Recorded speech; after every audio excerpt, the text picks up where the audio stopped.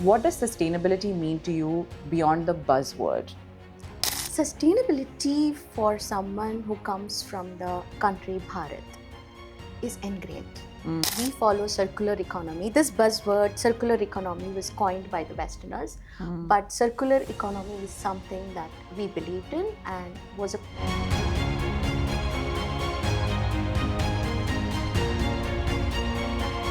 At the university, the Bhartiya Engineering, Science and Technology Innovation University, we have solar, we recycle our waste, we have drip irrigation all across, so we have a superb water management facility. We don't let our food go waste, and if at all there is a waste, then we ensure we turn it into a compost, and which is used in the fields. Every bit of aspect at the university is recycled. Nothing goes waste. So that's a No, absolutely. And how do you think Indian campuses are helping shape sustainability goals for the country as well? So we have a new education policy, and the new education policy speaks about climate change education and education to do with sustainable development right through the school. When it comes to education, we also look at there are no boundaries between courses. The engineering student is helping develop sensors for the crops, Right. while the drone technology is helping students to identify the pests at a certain area of the field instead of spraying the whole place. So we're doing a lot of interventions which is interdisciplinary, transdisciplinary. But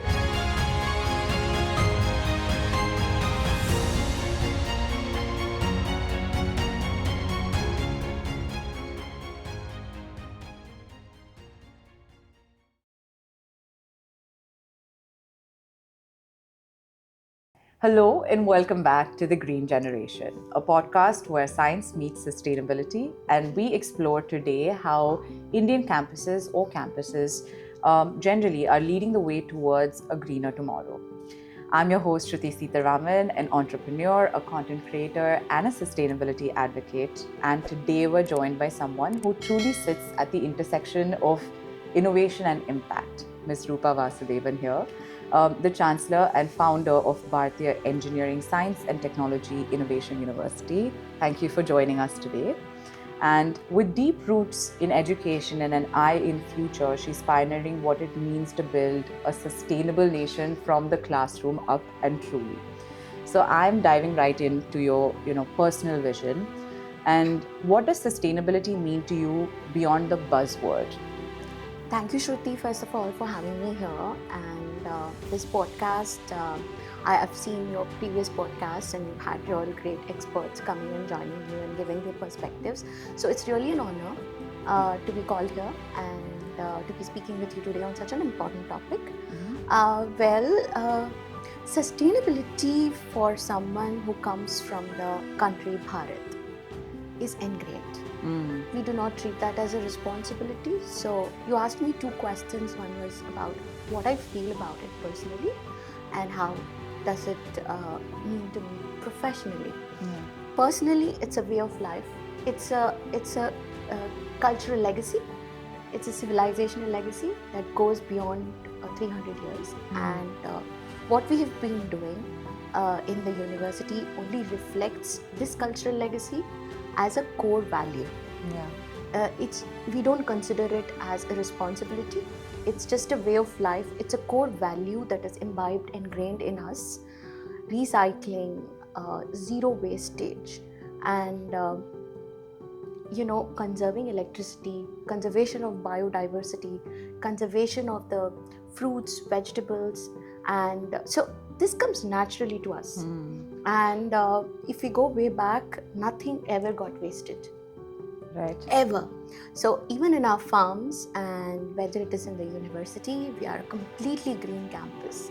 And we follow circular economy. This buzzword, circular economy, was coined by the Westerners, but circular economy is something that we believed in and was a core value. The way we were brought up as children, and at the university too. So at the university, the Bhartiya Engineering, Science and Technology Innovation University, we have solar, we we recycle our waste. We have drip irrigation all across, so we have a superb water management facility. We don't let our food go waste, and if at all there is a waste, then we ensure we turn it into a compost, and which is used in the fields. Every bit of aspect at the university is recycled. Nothing goes waste. So that's a motto we live by. It's a culture, and it's a core value that we reflect in everything we do. And it sounds extremely evident that in every aspect of the university, like you said, you're making sure that sustainability is practiced, like you said, like a core value and not like a chore, not as a responsibility. So I think it would be sort of unfair to ask you if there was a turning point, but was there a turning point at all that made you bring sustainability into the university's core mission, or was that always just how you had, like you said, grew up, that's how you lived, that's how it became a part of you, and that was always the practice and intention with which So I think all the families that I know, the university primarily focus on sustainable food systems. Now that answers the fact that food is what we focus on, and we know for a fact that in the future we are going to have a serious issue with the food that we see on the plate right now. You don't know what you will be having in the future. It's in terms of nutrition, in terms of its freshness, in terms of its components. I'll give you a little example. The indigenous varieties of plants, the vegetables, the fruits, and everything that was indigenous is endangered today. In fact, we have lost out on, we had at one point 700 varieties of beans in India. Today it's come down to 6. So where is the rest? Now, so therefore, as a mission, we ensure that we look at conservation as one of our very, very important initiatives. At the university, we have mother nurseries that conserve the indigenous varieties of plants, and we look at not just the university as our lab, we look at 60 villages around the university as our micro labs. So we work with around 800,000 farmers, and we share our intellect, our ecosystem with them, and we ensure that the conservation happens with the community around us. So community engagement becomes a very important part of the university system, and therefore the students really realize that there is a need, and we have to cater to the need. And everything that we do in terms of research has to add a social value or an economic value or an environmental value to our country. And conservation is a very big aspect of it, and we've been doing a lot of work on resource recovery mechanisms. We focus on soil. So the areas that we come from, the area that the university is situated, is an arid zone. But it's so magical when you come there. We even grow grapes. Right. That's the kind of interventions we have made, and I think this is the focus and the paradigm shift that we need today. Issue is innovation is not really innovation in this generation or in this era. Innovation is primarily a quick fix that I see, and these very quick fixes are going to be problems of tomorrow. So it's very important that we don't just do interventions, we try methods of regeneration, and that's what sustainability means to us. No, absolutely. And I think for people like me who thankfully have the luxury of not having an issue when it comes to food security, right? You don't realize, like you said, like the stats that you said about 700 variety of beans coming down to 6, that's scary to process, because primarily I don't realize the lack of nutrition that's happened due to non-conservation or global warming and climate change, availability of crops. Like there's so many questions about people saying, why only today are people more gluten-free or dairy-free? And it's about our ancestors did it for so many years. They didn't have problems. Because the availability of crops, the quality of crops, the resources are not the same. Like you said, conservation hasn't happened the way it should have happened. And it's great that that's what you're focusing on, so that we can bring back better food, better quality of life. And I think that's what's changing, and we don't realize that, especially amongst the people who don't have the security issues in terms of, like I said, food security or we don't have any, here in Dubai, I don't seem to have like, electricity or water shortage or any of that.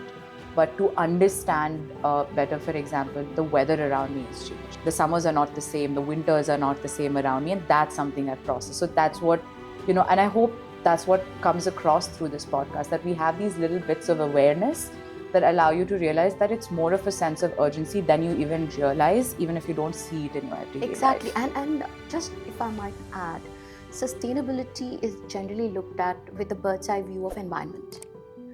But sustainability cuts across different sectors. For me, sustainability is important for culture, social sustainability, economic sustainability, and now, besides the environmental sustainability, which we all talk about, also technological sustainability.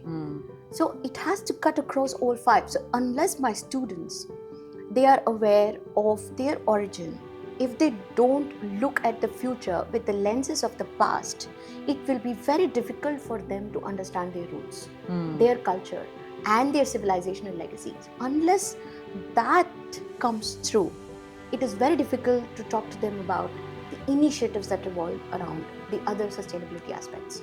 No, absolutely. And how do you think Indian campuses are helping shape sustainability goals for the country as well? So we have a new education policy, and the new education policy speaks about climate change education and education to do with sustainable development right through the school. Okay. So it's not just higher education, it's not just universities. It has to start young. It has to start from the school level. And I would say there is a huge sea change, and there are several subjects that are being introduced now. Lately, in past 10 years, I've seen this huge transition that has happened. But if you ask me about universities are no longer one. They have transformed to multivarsities long ago. So what you see here at Best Innovation University too, we are a multivarsity. We don't look at bird's eye view of a single subject. We look at the entire ecosystem when it comes to education. We also look at, there are no boundaries between courses. The engineering student is helping develop sensors for the crops, while the drone technology is helping students to identify the pests at a certain area of the field instead of spraying the whole place. So we're doing a lot of interventions which is interdisciplinary, transdisciplinary. But now is the age that we need to transition to a omnivarsity. Interesting. Omnivarsities are omnipresent. Yeah. They are not going to be a brick and mortar university where you go every day and learn. Right. Omnivarsities have to travel with you. They should be with you. And for a country like India, where there are 265 million children in school, but only 8 million graduates, imagine the divide. It's a gross enrollment ratio of 26%. How do we bridge this? We have to bridge it by being an omnivarsity. Right. The skills, the upgradation of skills, and the demographic dividend that we boast of, that average age of an Indian is 28 years, is a liability if it is not anchored in a way that all get the right education and the right platforms to learn and build awareness.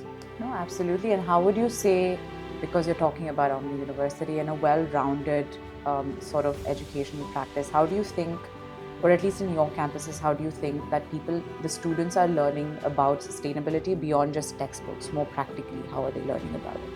So we consider the surroundings and the entire community as our labs. So we really don't look at classroom teaching. I think 70% of what we teach is experiential. It's immersive. Now, whether that relates to my global leadership programs, or whether it comes to agriculture and agri-tech, forestry, or the computer science and deep tech programs, or even law, it is never really in the classroom. So we flip the entire method by giving real life situations to students and engagement. So we've done a lot of work around the area, and I think the motto of the university has been impact.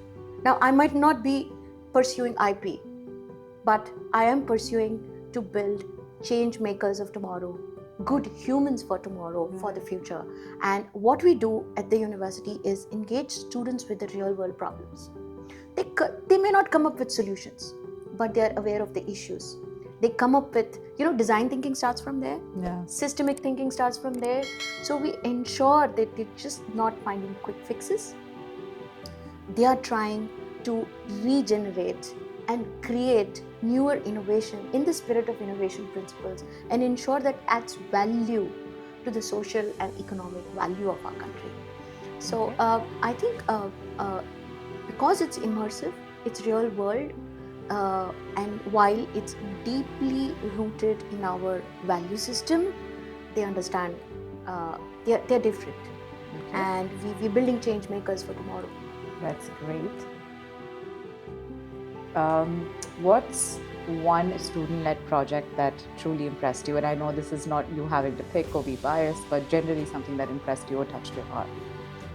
So we have several projects that the students have done, but I think somewhere a few projects that stand apart are, where we introduced